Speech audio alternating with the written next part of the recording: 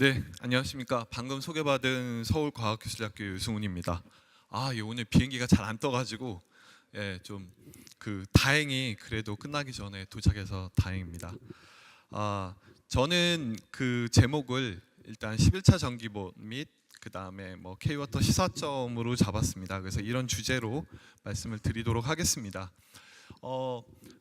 제가 이번에 11차 전력수급 기본계획에 참여하지는 않았습니다. 저는 이제 9차, 10차 때 이제 총괄분과위원장을 맡았었고요. 오늘 앞에 발표하신 박종배 교수님께서 이제 총괄분과 위원을 맡으셨기 때문에 아마 세부적으로 또 궁금하신 점들이 있으시면 아마 상의를 하시면 될 것 같고요. 저는 나온 내용과 관련해서 과연 거기에 이제 실무안의 내용 굉장히 짧기 때문에 거기서 주는 시사점이 뭔지, 그다음 K워터는 어떤 시사점을 얻을 수 있는지 위주로 해서 말씀을 드리겠습니다. 먼저 그 시작은 현재 글로벌 트렌드와 또 국내의 상황은 어떤지를 좀 하나로 요약을 하고, 그런 상황 하에서 사실 11차 전력수급 기본계획도 구체적인 내용들이 진행이 될 걸로 보입니다. 먼저 보면 우리는 지금 건전 긴축 재정을 택하고 있는데요. 유럽과 미국은 조금 상황이 다릅니다. 미국은 여기 보시듯이 백악관에서 나온 이제 보고서인데요.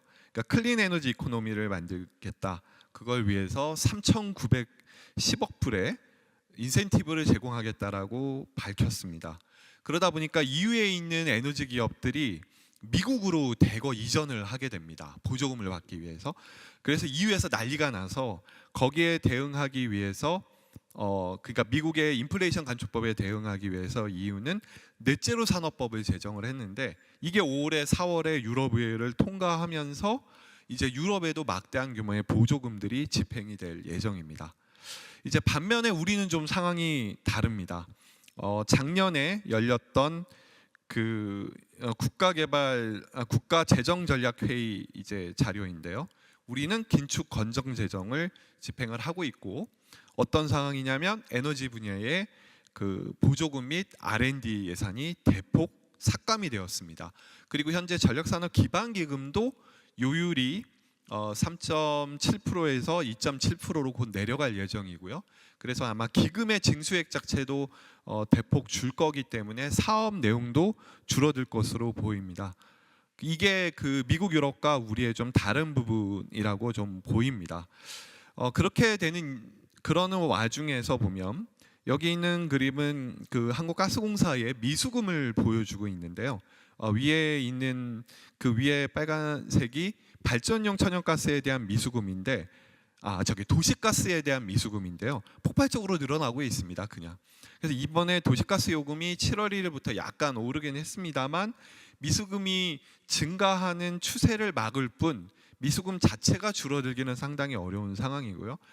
반면에 발전용에 대한 미수금은 점점 줄어들고 있는 추세입니다. 무슨 얘기냐면 발전용에서 도시가스용으로의 교차 보조가 발생을 하고 있고, 이렇게 발전용 천연가스는 비싸게 팔고 도시가스용 천연가스는 싸게 팔다 보니까 천연가스를 직도입하는 민간사들은 막대한 이윤을 얻고 있고, 그래서 정부는 그 이윤을 걷어내기 위한 노력들을 하고 있고, 반면에 가스공사가 공급하는 천연가스의 가격이 높다 보니까 가스공사의 천연가스를 쓰는 에너지 기업들은 경영상의 어려움들을 겪고 있습니다. 대표적으로 한국지역난방공사가 굉장한 어려움을 겪고 있어서 이번에 또 지역난방 연료금도 7월 1일부터 소폭 인상이 된 바가 있습니다. 그럼에도 불구하고 한전의 적자는 43조 원에서 올해 줄어든다 하더라도 한 40조 원을 유지할 걸로 보이고, 고가스는 현재 미수금이 이제 14조 원에 달하는 상황입니다. 이러다 보니까 정부 입장에서는 계속해서 에너지 관련된 비용을 깎아야 되는 상황이고요. S&P는 상당히 안정화가 됐습니다. 여름에도 불구하고 낮지만 REC는 여전히 가격이 높다 보니까 작년에 정부는 이제 국가 REC까지도 막 발동을 하고 이런 상황에서 LNG 민간 LNG 발전사들의 경영 상황은 너무 좋다 보니까 이제 정부는 이제 빼든 칼이 첫 번째 로컬 마지널 프라이스에서 LMP를 도입을 해서 적어도 비수도권에 있는 민간 LNG 발전사의 수익은 가져가겠다. 뭐 이러한 의지를 현재 밝히고 있는 중입니다. 이런 상황에 하에서 11차 전력 수급 기본 계획이 발표가 됐습니다. 그래서 뭐 구체적인 내용들은 아마 다 아실 걸로 보이고요. 일단 수요 쪽에서 보시면 10차 계획에 비해서 추가 수요가 10.5기가와트에서 11차에서 16.7기가와트로 늘었는데, 이 추가 수요라 함은 데이터 센터 전기와 특히 AI로 인한 수요 증가분이 반영이 된 것으로, 이게 모형상으로는 이쪽의 수요가 훨씬 더 많은데 한 절반 정도만 반영을 해서 16.7기가와트가 늘어난 것으로 되어 있어서 아마 신규 설비에 대한 원전을 포함해서 인허가 절차들이 진행이 될 것으로 보입니다. 그다음에 재생에너지는 보시면 태양광 대 이제 풍력에서 봤을 때 지난 10차 계획보다는 보급량이 늘었습니다. 그래서 30년 기준으로 재생에너지 발전량 비중은 10차 계획이나 11차 계획이나 동일합니다. 근데 수요가 늘었기 때문에 실제로 설비 용량은 10차에서의 재생에너지 65.8기가와트가 11차에서는 72기가와트로 대폭 늘었고, 그 는 것의 상당 부분은 해상 풍력, 즉 풍력으로 채우겠다라고 하는 의지를 이번에 정부가 밝힌 바가 있습니다. 하지만 태양광도 22년 실적 21.1기가와트에서 38년에는 75기가와트 정도로 대폭 늘어날 것이기 때문에 이 K워터가 추진하는 수상 태양광도 거기에 걸맞춰서 대폭 늘어나야 할 것으로 판단이 됩니다. 다음으로는 이제 노후 화력과 관련된 부분인데요. 정부는 일단 이렇습니다. 노후 석탄에 대한 천연가스 발전소의 개최나 노후 LNG 발전소의 어떤 개최에 대해서도 상당히 좀 보수적으로 보고 있습니다. 그래서 가급적이면 열병합 발전 정도만 개최에 대한 허가가 나가고, 그 외에 화석연료 발전소는 최대한 건설을 억제하는 것으로 방향이 잡혀서 11차 계획의 핵심적인 내용은 원전과 재생에너지, 무탄소 전원 두 개를 대폭 늘리겠다라고 하는 점을 강력하게 천명했다, 이렇게 볼 수가 있겠습니다. 그래서 신규 설비는 아시는 것처럼 10.6기가와트가 향후에 늘어날 것으로 보이고, 그 중에 32년까지 필요한 열병합 발전을 2.5기가와트 주로 수도권이 될 것입니다. 그리고 34년까지 무탄소, 그다음 수소 조건부 열병합 1.5기가와트, 그다음에 무탄소 SMR 실증, 그다음 무탄소 시장 이쪽이 2.2기가와트, 그다음에 마지막 38년에 이제 대형 원전 4.4기가와트가 들어가서 아마도 K워터가 벌이는 여러 가지 에너지 사업들은 이 35년에서 36년 사이에 있는 이 무탄소 시장에서 많은 경쟁을 벌이면서 어떤 지분을 넓혀가는 작업들이 향후에 필요할 것으로 판단이 됩니다. 현재 발진형 미스는 앞서 말씀드린 것처럼 이제 신재생이 30년에 21.6%가 그대로 유지되지만 양은 늘어나고요. 38년 기준으로 보게 되면 10차의 36년의 30.6%보다 32.9%로 좀 많이 더 늘어납니다. 그리고 또 하나 눈에 띄는 것은 수소 암모니아가 36년의 발전량 비중 7.1%에서 38년 5.5%로 오히려 낮아졌다라고 하는 부분입니다. 그래서 정부가 과거에 비해서는 수소 암모니아에 대해서는 보는 시각이 굉장히 냉정해졌다. 그런 측면에서 지금 이 많은 민간 기업들은 수소 암모니아에 대한 투자들을 좀 줄이면서 오히려 투자 계획들을 접는 그런 모습들이 현재 보이는 것으로 보이는 상황입니다. 그렇게 한 이유는 기술적인 불확실성, 연료 공급의 어떤 불확실성도 있지만, 이게 비싸기 때문에 앞서 말씀드렸던 것처럼 우리는 긴축 건전 재정의 기조 하에서 한전과 코가스의 적자가 계속해서 늘어나고 있는 상황에서 전력 구입비라든지 또 이 국민들의 부담을 줄이기 위해서 수소 암모니아에 대해서는 좀 속도 조절을 하는 것으로 보입니다. 그래서 말씀드린 것처럼 수소 암모니아가 오히려 대폭 줄었다라고 하는 부분이 또 대폭은 아닙니다만 좀 줄었다고 하는 부분이 인상적인 부분으로 보입니다. 앞서 말씀드렸던 이제 무탄소 그 전원에 대한 경쟁 시장이 이제 그 개설이 될 예정인데요. 그래서 뭐 수소 전소, SMR 그리고 뭐 그다음 재생에너지 이런 것들이 서로 무탄소 전원끼리 치열하게 경쟁을 벌이는 통합 용량 시장의 도입이 현재 예정이 되어 있습니다. 결국 이 아마 시장에 뭐 결국 그 수력도 아마 들어가지 않을까 보이고요. 그리고 여러 가지 K-워터가 추진하시는 뭐 수와 관련된 사업들, 그 다음에 수상태양광도 이 안에서 결국 경쟁을 하게 되지 않을까라고 판단이 됩니다. 그래서 그와 같은 흐름들을 아마 잘 보시는 것들이 필요할 것 같고요.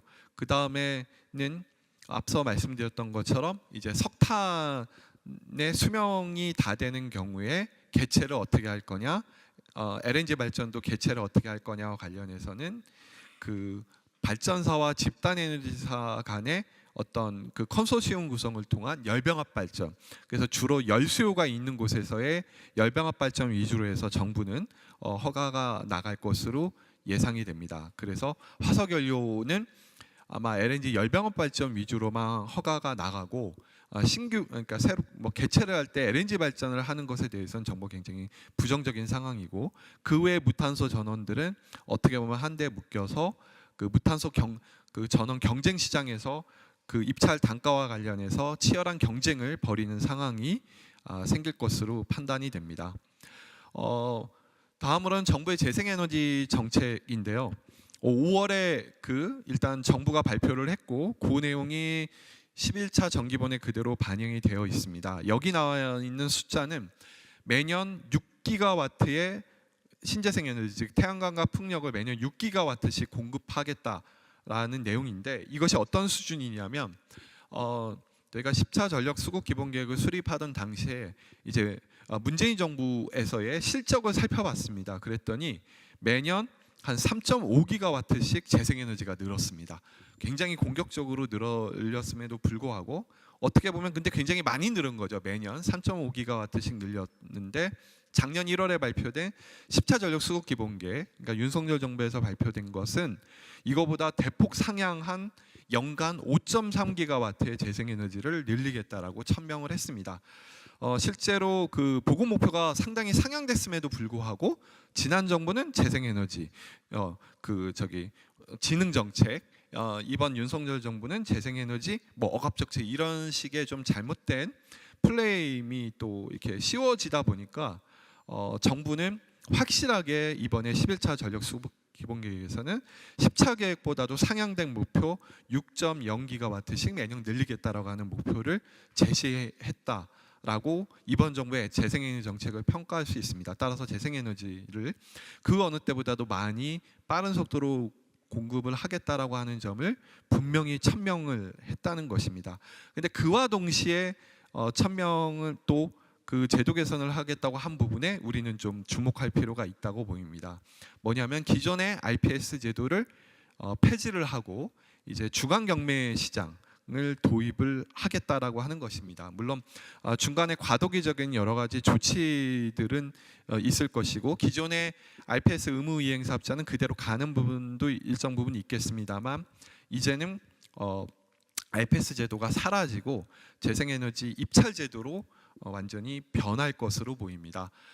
이렇게 하는 이유는 뭐냐면 우리가 이 RPS 제도를 벤치마킹했던 여러 선진국들이 RPS 제도를 다 폐지하고 중앙경매제로 바뀌었습니다. 그래서 우리도 가야 될 필요가 있었던 거고요. 그리고 작년에 연료전지 입찰 시장이 개설이 됐는데 그 재작년까지 허가가 나간 물량은 이제 RPS 제도가 적용되고 작년서부터는 그 입찰 제도가 그 적용이 됐는데 단가를 비교해 봤더니 이제 RPS 제도에 때에 비해서 작년 입찰을 했더니 가격이 한 15% 정도 떨어졌습니다. 그래서 한전의 전력 구입비를 줄이는데 크게 역할을 했고요. 그래서 정부 입장에서는 굉장히 뭐 표현은 그렇습니다만 상당한 재미를 느꼈고, 그와 관련해서 재생에너지도 글로벌 트렌드에 맞게 입찰 시장으로 가겠다라고 하는 점을 분명히 천명을 해서 향후에는 K워터가 벌이는 여러 재생에너지 사업도 도대체 입찰 단가를 얼마를 적을지에 대한 치열한 고민을 하고 그거를 만드는 인력들도 아마 보강이 돼야 될 것으로 보입니다. 그리고 현재 정부가 생각하는 재생에너지 중앙 경매제는 원별로 아마 이루어질 겁니다. 그래서 그 태양광과 풍력 사이에 칸막이가 있고요. 그러니까 태양광 안에서 경매를 하고 풍력 안에서 경매를 하고 이런 형태가 되는데, 또 태양광 안에서도 일반 태양광과 수상 영농용 태양광은 구분해서 쿼터를 정한 다음에 그 쿼터 안에서 서로 경쟁을 하는 형태가 될 것 같습니다. 여기는 그냥 예시로 묶어놓은 곳이고요. 수상 태양광과 영농형을 묶을 거냐 말 거냐는 아직 결정되지는 않았고 그 워킹 그룹이 만들어지고 있어서 거기서 논의가 될 것으로 보입니다. 풍력은 아마 고정식과 부유식, 육상이 구분된 형태로 아마 그 경매가 들어갈 것으로 보입니다. 반면에 하나의 현재 K워터를 둘러싸고 있는 또 하나의 어려운 점은 뭐냐면 전력 개통의 부족이 상당히 심하다는 겁니다. 그래서 실적 대비해서 투자가 잘 이루어지고 있지 않다는 것이고요. 특히 제가 그 정기위원회 위원을 하면서 그 이마댐 수상태양광에 대한 인허가 업무를 담당하면서 상당히 그때 어려웠던 건 뭐냐면, 이 이마댐의 수상태양광도 동해안 수도권의 HVDC에 물리게 돼 있습니다. 근데 이게 공사가 계속 지연되면서 개통에 대한 문제가 있었고, 그래서 허가를 내줄 거냐 말 거냐 경론이 있었습니다만 조건부 연계로 허가가 나갔지만 상당 기간 동안 발전 제약을 겪을 수도 있는 상황으로 보입니다. 따라서 동해안 수도권에 물리는 재생에너지 발전기들은 아마 가동률에 어려움들이 있을 것으로 보이고요. 그리고 호남권도 마찬가지입니다. 호남권은 어떤 상황이냐면 3, 4, 5 굉장히 높은 고압 성전 선로가 9개가 호남에서 수도권으로 깔려야 되는데 너무 많으니까 일단 정부는 5개만 깔고 나머지 4개는 바다로 해서 HVDC 2개 라인을 깔겠다고 했는데 이 부분도 쉽게 추진되기는 어려울 것으로 보입니다. 그래서 국가기관 전력망 확충 특별법을 제안했는데 여전히 그 지난 국회에서 폐기가 됐고 이제 22대 국회에 다시 이인선 의원이 발의됐기 때문에 이거를 통과를 시켜야 그나마 개통에 대한 투자가 시작될 수 있는 상황으로 판단이 됩니다. 이런 상황에서의 K워터 시사점을 감히 말씀을 드리면, 특히 이 개통 이슈 때문에 영남과 호남에서 추진하는 신규 재생에너지 사업은 개통 연계가 어려워서 아마 허가를 받기가 그리 쉽지 않을 것으로 보이고요. 또 하나는 로컬 마지널 프라이스가 도입이 되면 K워터가 가지고 있는 대부분의 발전소들은 비수도권에 입지를 하고 있기 때문에 아마 한전의 그 전력 구매 단가를 낮추려고 하는 노력들이 있을 겁니다. 그래서 현재 다양한 논의가 되고 있습니다만 S&P를 10원 내지서 20원 사이 정도를 깎는 안으로 논의가 되고 있는 것으로 알고 있고요. 그렇게 되면 그 수입이 줄어들 수 있는 부분이 있기 때문에 그와 관련된 대응이 필요해 보입니다. 그리고 앞으로 유연성 확보가 상당히 중요하면서 양수 역할들이 중요해지고 있는 건 분명하고요. 물론 용량이 작긴 합니다만 기존 다목적 댐에서 양수 기능을 추가하고 그걸로 보조 서비스 시장에 들어가서 정산을 받는 이런 방법도 K워터는 고려할 필요가 있다고 보이고요. 마지막으로는 그 시야 조력을 가지고 계시기 때문에 조력은 분명한 재생에너지입니다. 그리고 대규모로 발전이 가능하고요. 그래서 시야 조력의 발전연 증대와 아울러서 새만금 등에서 신규 조력 발전을 추진한다면 탄소 중립을 보다 더 빨리 이행을 하면서 K워터의 물 에너지 기업으로서의 역할도 좀 바람직함도 커지면서 중요한 역할을 할 수 있을 것으로 기대가 됩니다. 네, 이상 경청해 주셔서 대단히 감사합니다.